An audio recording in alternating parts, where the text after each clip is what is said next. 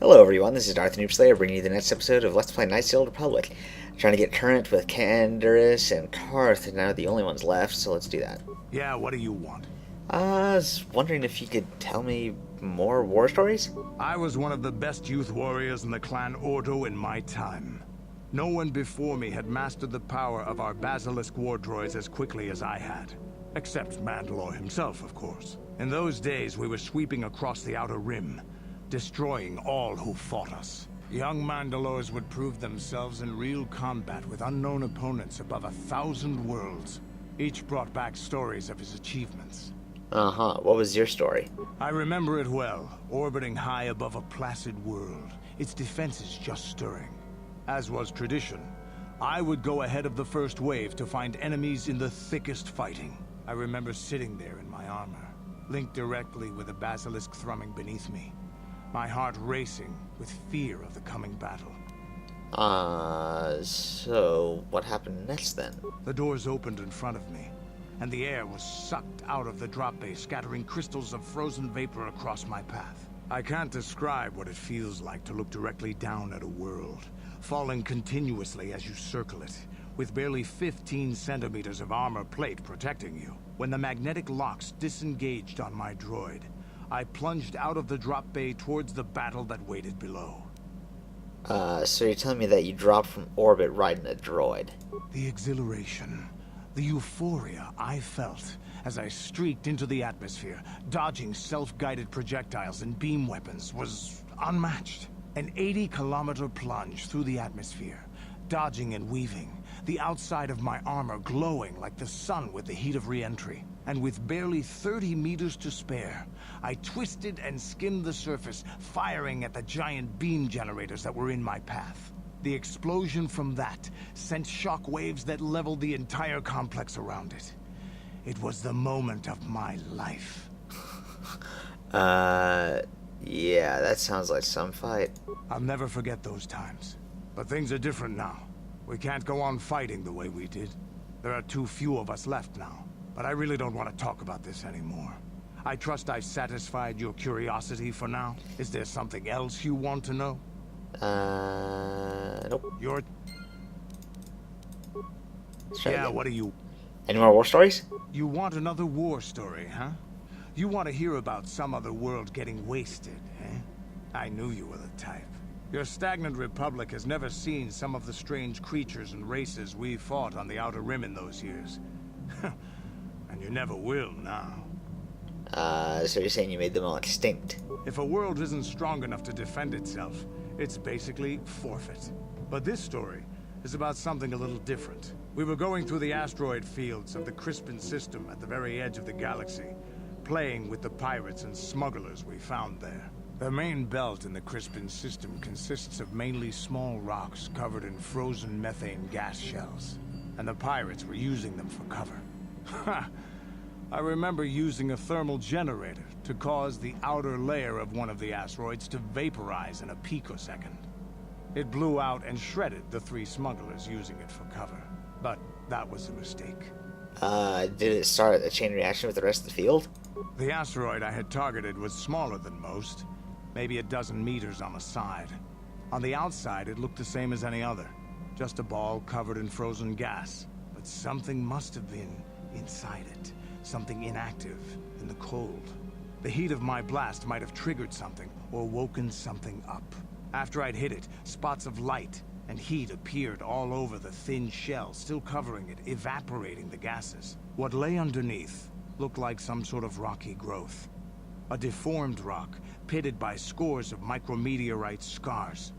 I think something even older might have been inside that. Inside what?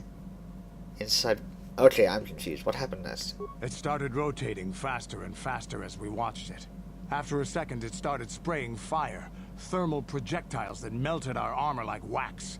We were caught completely by surprise. Before we could counterattack, it fled at an incredible speed. Is that a ship? We couldn't catch it, but we could follow its hyperspace wake. We followed its trail as far as we could, heading away from the galactic core. When it finally led beyond the edge of our galaxy, we abandoned our efforts. Anything that wants to commit suicide in that great void is not worth our trouble trying to catch. That's the only story I have for now. I'll tell you some more stuff later if we get the chance. Is there something else you want to know? No, not right now. Your choice. Let's try again. Yeah, what do you... More war stories? I don't have as many strange stories like the last one I told you, but I do have a couple about me and the stuff I've done. In one battle above the world of Althir, my unit managed to defeat a force of Althiri 10 times our own size. That battle gained me command of an entire subsect of my clan. Okay, I like the story. For 5 days, they had managed to hold off our forces, keeping us to the outer rings of their world, preventing us from attacking it directly. My task was to assault one of their flanks with a false attack. The Althiri would be drawn out by the units I had sent in. Once they had surrounded those units, the bulk of my forces would attack from the rear and defeat them in detail. Did it work? Things didn't go as I had planned. I saw an opening, a mistake they had made in the disposition of their forces, and took it. While fending off our main force, they had let their fleet split in two. The center of their entire fleet was left exposed. I turned my forces and assaulted the center of their fleet, decimating them. Yeah, sounds like you were a great warrior, Cantorus. Their slow, ponderous ship could not turn to face us without being overwhelmed. The command vessels were destroyed in seconds. Their ranks were thrown into chaos. It was amusing to watch the surviving ships scatter and flee. Several even tried to dive through the plane of the rings to escape us. They were shredded by the rings, or crashed into rocks, or were destroyed by our forces as we pursued them. Warriors do not flee from a battle if they are losing. They fight to the end, as we did against your Jedi Revan. Another time, maybe, I'll tell you about how the war with the Republic went. For now, let's just get on with things. Is there something else you want to know? No. Your choice. Okay. Yeah, what do you... More war stories. I think I'll tell you a bit about the recent war we had with the Republic. That might be more familiar to you. The one where Jedi Revan beat my people. We started by conquering worlds outside the Republic. We did it quietly, so the Republic wouldn't really know what was going on until it was too late. When we finally did hit the Republic worlds, they had no idea we were coming. We came in through 3 invasion corridors in adjacent sectors. Anyone who put up a fight, or wouldn't fight, was crushed. We raised whole worlds trying to provoke the Republic into fighting us. I don't particularly enjoy wiping out worlds for its own sake. But the cowardly tactics the Republic defenders used left us little choice. What exactly do you mean? Hiding in the homes of civilians, using families as shields, thinking we would not use appropriate force on their bases inside major cities. They underestimated our resolve, and what measures are acceptable in war. Those who cannot defend themselves should not be around those who can in battle. If annihilating a city is the kind of power it takes to overwhelm a Republic shield device, then that's what we did. Necessary force to destroy all opposition. But killing people is wrong. Straight up wrong. No reason. It's wrong to hide with shields surrounding you, hoping the enemy will be so good as to throw themselves at your feet to be slaughtered. I have no time or patience for cowards. They deserve to be hunted down and exterminated like vermin. There was no honor in wiping them out like rats. But some of your forces did redeem the Republic in our eyes. Especially later. Later? Later, when Revan had joined the war. But we'll get back to that. We've wasted too much time already. Is there something else you want to know? No, not yet. Your choice. Let's try again. Yeah, what do you... Tell me more about the Mandalorian Wars. We fought against the Republic forces for some time, over the course of many battles. At the start, they were not much of a threat to speak of. But once the Jedi Revan took charge, things began to turn against us. The Republic fleets began to use more than just basic tactics. Feints, counterattacks, mass deceptions. Revan was a genius on the field. Revan abandoned worlds of their defenders so that others would be too fortified to strike, and was willing to make sacrifices in order to advance goals. And in the end, Revan proved too much for us. Yeah, you couldn't have won against the whole galaxy, I assume. You should have known that, right? But it was close. So close. It looked like the entire galaxy was within our grasp. I still remember that final battle in the skies above Malachor 5. The two fleets filling the space around it, outshining the stars. But you eventually lost, right? Yeah, we lost. But there is no shame in it. We lost to the greatest single warrior the Republic has ever known. It was not your ships, or your men, or your vaunted fight for freedom that won this, the final battle of the war. It was by the actions of one person, the Jedi Revan, that you prevailed. His strategies and tactics defeated the best of us. Even Mandalore himself was taken aback by the ferocity of his attacks, the tenacity of his defenses, and the subtleties of his plans. He fought us to a standstill, and then began pushing back. We really didn't have a chance. So why didn't you retreat then? It was what we had wanted all along, in a way. We wanted to fight the best, in a battle that would be remembered for centuries. And we did. And Revan won. I don't hold a grudge against Revan, and neither do any of my people. It was the greatest moment of my life to be in that battle. If Revan had been a Mandalorian, nothing in the galaxy would have stopped us. But wishing for the past to be different is useless. Better look to the future, as we should now. We'll talk more later, I think. Is there something else you want to know? No, not yet. You're... Okay, let's try again. Yeah, what do you... Anything else about the Mandalorian Wars? The war we had with the Republic was supposed to be the most glorious battle in our history. But it was a very costly one.